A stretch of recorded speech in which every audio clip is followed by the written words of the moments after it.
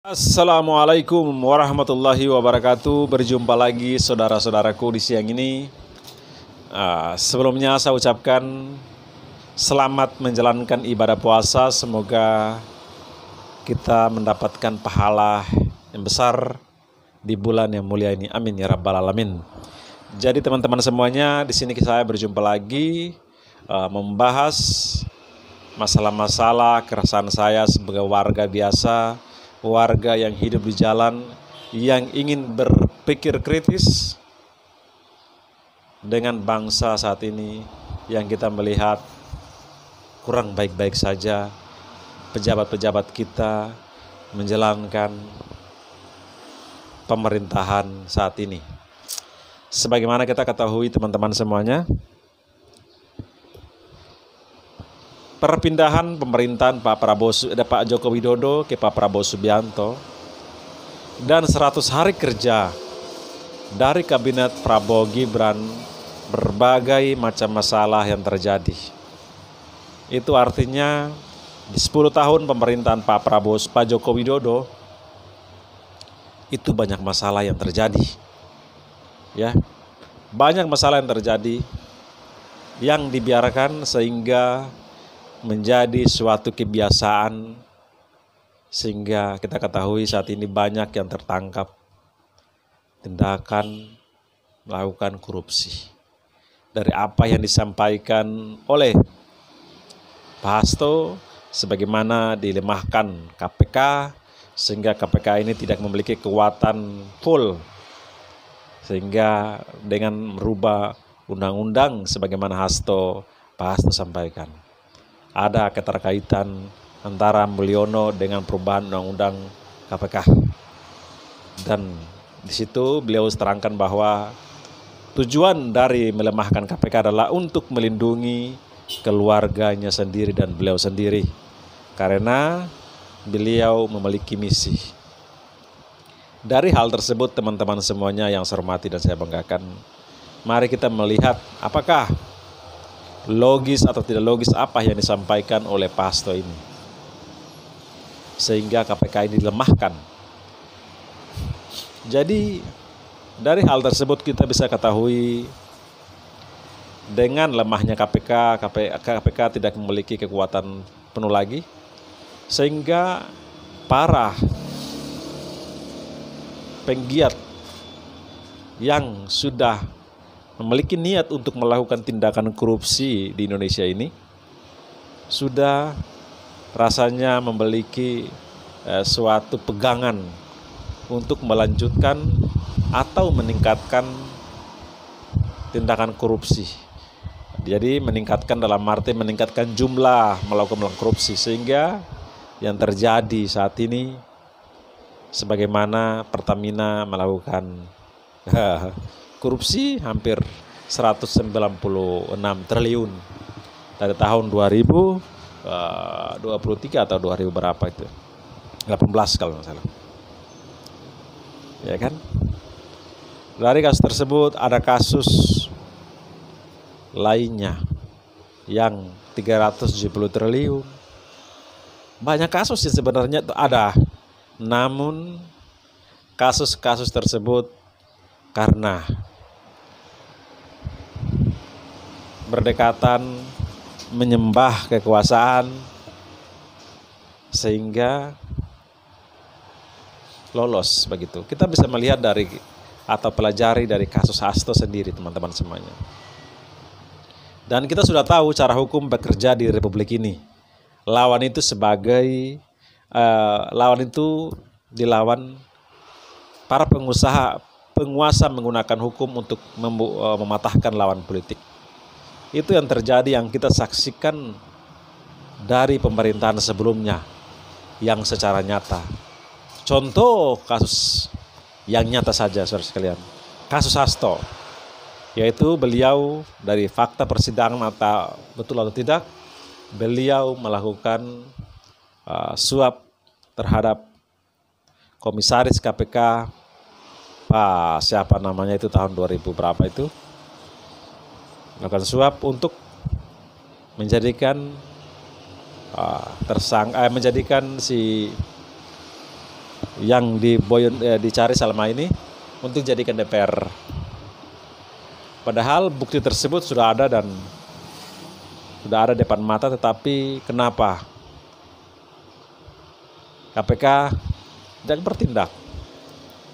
Makanya kita bisa katakan karena waktu itu mereka masih dalam kekuasaan, memiliki kedekatan dengan Pak Joko Widodo, memiliki kekuatan di parlemen, di istana dan lain sebagainya, sehingga mereka ini aman begitu. Namun kita lihat setelah berlawanan politik Pak Jokowi dan juga PDI Perjuangan, sehingga Hasto ini dicari atau dipenjarakan sehingga terkesan kriminalisasi. Padahal hukum itu ada, pelanggaran itu ada. Coba kalau tidak dilawan. Dan mereka sudah memberikan warning bahwa mereka akan melakukan tindakan apabila Hasto selalu bersikeras untuk melawan Jokowi. Jadi kalau seandainya tidak melawan, pasti kasus ini aman, lolos, murni, tidak memberikan sanksi apapun. Kasus Hasto itu kita melihat bahwa hukum itu tidak bekerja semaksimal. Kita bisa melihat banyak terjadi yang di Republik ini melakukan tindakan korupsi begitu. Ada yang kawan aman, ada yang lawan ya tidak selamat.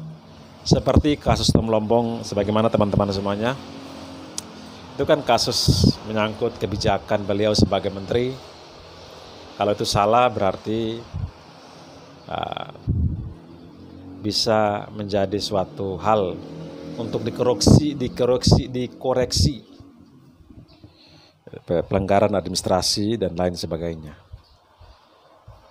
Kalau kita berpikir begitu, bagaimana dengan proyek food estate yang merugikan negara hampir triliunan tetapi gagal total? Apakah tidak diproses? Teman-teman, kasus-kasus lain yang mangkrak, apakah tidak diproses? Nah, itu yang saya bilang, hukum kita itu bekerja untuk lawan politik. Mengingat Pak Tom Lembong ini orang terdekat dari Pak Anies Baswedan. Jadi teman-teman semuanya, kita tidak usah mengharapkan apa-apa. Pak Prabowo Subianto selalu menyampaikan akan menghapus kemiskinan dan menghapus korupsi di Indonesia. Oke, di sini yang perlu garis bawahi, oke, menghapus. Namun yang terpenting adalah bagaimana cara untuk memberikan efek jera bagi para koruptor. Selama ini undang-undang perampasan aset yang selalu disuarakan dan selalu dibilang-bilang oleh masyarakat, woi kapan kalian mengaktifkan atau membuat undang-undang ini disahkan jadi undang-undang, yaitu undang-undang perampasan aset, kapan? Pemerintah pun takut, DPR pun takut. Itu sama halnya mereka menggali lubang untuk diri mereka sendiri. Karena boleh jadi mereka adalah bagian dari orang-orang yang melakukan tindakan korupsi sehingga mereka takut untuk disahkan undang-undang itu. Itu perlu yang kita curigai yang dilakukan oleh orang-orang pejabat-pejabat bangsa saat ini. Makanya undang-undang ini seharusnya kan baik begitu. Mereka selalu berteriak bagaimana cara untuk menindak para koruptor, dibikin efek jera, tetapi itu yang sudah berkemanusiaan, yaitu merampaskan aset, itu kan berkemanusiaan daripada gantung bunuh diri seperti hukuman para pejabat-pejabat Korea Utara sana yang langsung dieksekusi oleh presidennya langsung bikin perintah. Ini kan cuman perampasan aset, itu saja takut. Itu artinya kita berpikir negara ini pejabat-pejabat kita bersih, sudah melakukan tindak-tindakan hal yang keji begitu. Makanya stek Indonesia gelap itu memang betul. Mereka selalu yang gelap itu siapa? Yang gelap adalah masa depan generasi Indonesia sendiri atas perbuatan pejabat kita saat ini.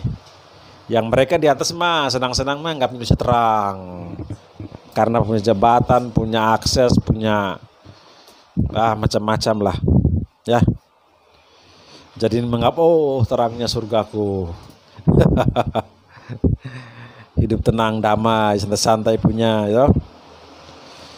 Indonesia terang, Tapi mereka tidak tahu bahwa yang miskin semakin miskin, yang macam-macam yang terjadi di bawahan. Itu yang menjadi persoalan. Mereka selalu menyuarakan bagaimana Indonesia ini selalu bersama, tetapi tindakan mereka itu kadang-kadang saya heran. Jadi kita bangun bangsa ini dengan pendidikan. Pendidikan itu sangat penting untuk keberlanjutan bangsa ini. Coba kalau kau lihat teman-teman semuanya, Indonesia ini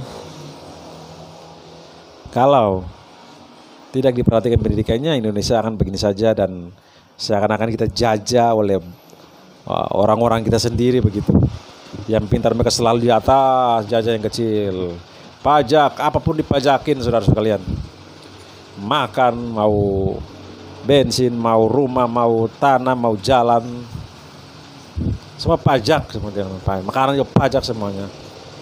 Sumber daya alam banyak semua dia alam sampai habis. Bayar pajak terus kita itu loh. Tetapi di atas, duduk santai punya. Bagus sih sebenarnya. Itu yang contoh-contoh diwariskan kepada generasi sehingga bangsa ini jangan berharap utuh. Kalau hal-hal yang tidak baik diwariskan setiap generasi-generasi dan masyarakat di masa lalu muak meletus selesai. Jangan berharap Indonesia ini akan utuh kalau praktek-praktek kejahatan selalu diwariskan dan dipertahankan di pemerintahan. Seperti teman-teman. Oke, terima kasih teman-teman semuanya. Ini sebagai refleksi kita untuk kita berpikir kritis. Jadi rakyat itu harus berpikir kritis. Makanya saya boleh usul, kita harus bangun kesadaran kita sebagai rakyat biasa ini.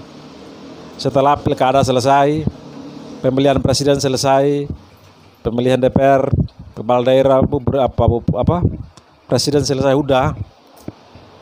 Kita kembali, rakyat kembali menjadi oposisi dengan berpikir kritis, mendampingi seluruh kebijakan. Jadi rakyat harus bersatu begitu. Jangan sampai menyembah. Anda tidak dapat apa-apa. Di kritis pemerintah sedikit, kalian tidak terima, laporlah, membuat huru-hara lah. Ngapain kalian tidak dapat apa-apa, bos? Yang rakyat inginkan adalah bagaimana negara atau pemerintah itu bermanfaat untuk bagaimana cara mensejahterakan masyarakat. Karena tujuan dari bangsa ini ya seperti itu. Pendidikan dan mencerdaskan kehidupan bangsa dan kesejahteraan. Jadi pemerintah saya boleh usul dari kecil-kecilan seperti ini, seperti para akademisi, para tokoh-tokoh yang kita mulai membangun suatu narasi bahwa rakyat harus bersatu dan menempatkan rakyat sebagai oposisi bagi pemerintahan, sehingga setiap kebijakan pemerintah itu tidak semena-mena, salah rakyat bersatu menyuarakan, selesai, sehingga kita selalu berjalan ke depan dan untuk kebaikan kita bersama dan kebaikan bangsa ini, seperti itu. Jadi rakyat harus bersatu. Oke, terima kasih. Terima kasih. Sini saya cuma menyampaikan keresahan saya sebagai rakyat biasa yang menyampaikan apa adanya, terserah saya. Karena kita hidup dalam negara alam demokrasi. Oke, terima kasih. Wassalamualaikum warahmatullahi wabarakatuh. Salam akal sehat.